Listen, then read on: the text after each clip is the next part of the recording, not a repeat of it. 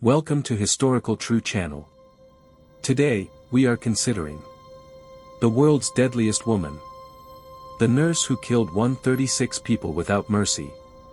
Imagine trusting someone with your life, only for them to slowly take it away. Quietly. Painlessly. Over tea or in a hospital bed. With a smile on their face. For nearly 2 decades, a nurse named Erzsébet Varga moved undetected through hospitals, homes, and even marriages, leaving behind a silent trail of death. Her victims never screamed. There was no blood. No alarms. Just peace, followed by the grave. What no one knew was that behind the gentle hands and soft-spoken voice was the most prolific female serial killer in modern history. This is not fiction. This happened. And the way she was finally caught. You won't see it coming. Budapest, Hungary. 2011. Police arrive at a modest herbal shop tucked between 2 old buildings. Inside, a woman is pouring tea for an elderly couple. She's calm. Smiling. Minutes later, she's in handcuffs.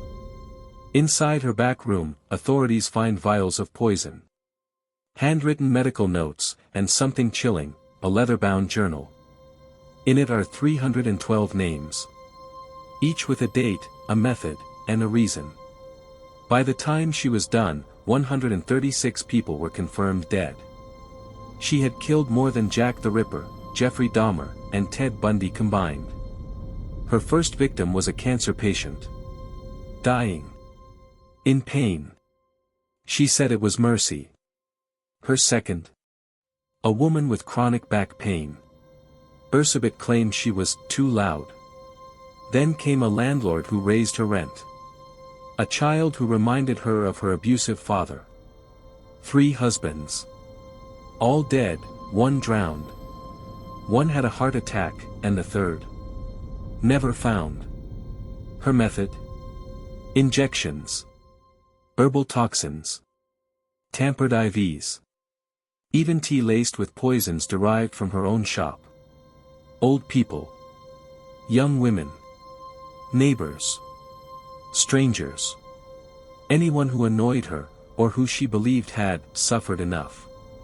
And all the while, no one suspected her. Born in the 1960s, Erzsébet's childhood was a horror story. Her father beat her. Her mother ignored her. She learned early that pain meant power, and silence meant survival. At 17, she ran away. Years later, she returned only to watch her mother die in agony. That was the day she changed. She became a nurse. Efficient. Quiet. Trusted. But she didn't want to heal. She wanted control. She believed she was chosen to end suffering, or punish disrespect. By the time she retired, she was running a tea shop. But the killing never stopped. It all would have stayed buried, if not for one man. David Kovacs, a young medical intern, began reviewing old hospital data for a research project. He noticed something strange. In every hospital Erzsébet worked in, there were spikes in unexplained deaths. He brought it up. He was ignored. So he investigated in secret. Cross-referencing death records. Contacting families. Comparing shift logs. Then he met Ilona Nagy, a journalist with a nose for scandal. Together, they uncovered something terrifying, a pattern of deaths tied to one name.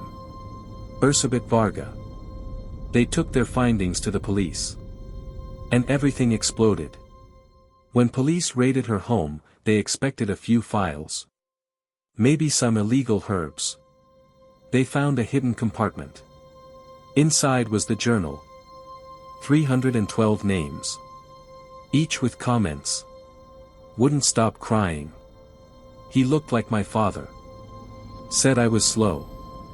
Too weak to live. And most disturbing, pages that hadn't yet been crossed off. One name stood out, her niece. The woman came forward. Erzsébet had given her tea at a family dinner. She fell violently ill. Doctors couldn't explain it. It was now clear, anyone could be next. In court, Erzsébet showed no remorse. When asked, "Why did you do it?" she replied calmly, "They were already dying. I just helped them leave faster. Some deserved it." Psychologists found her mentally competent yet emotionally disconnected. A dangerous mix. At least 136 murders confirmed. Possibly over 200. She was sentenced to life in prison. No chance of release. 2 years later, she was found dead in her cell. Suicide. Her final note read, "Death is a gift. No one thanked me." The scandal shook the entire European healthcare system. Hospitals began reviewing internal protocols. Dozens of deaths were reclassified. New policies were written. Families sued for answers. To this day, some still wonder if Erzsébet worked alone. Others question if there are more journals, more names, more deaths left uncounted. The truth may never be fully known. She was charming, gentle, trustworthy. The very last person you'd suspect. But that's how monsters survive. They don't roar. They whisper. What can we learn from this nightmare? Evil doesn't always come with a knife or a scream. Sometimes, it wears a nurse's uniform. Sometimes, it offers you tea. Never stop asking questions. Never ignore patterns. And never think that kindness always means safety.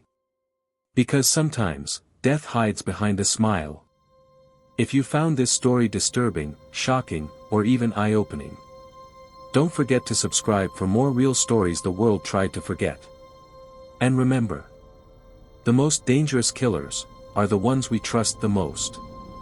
Subscribe and click the notification bell for more content.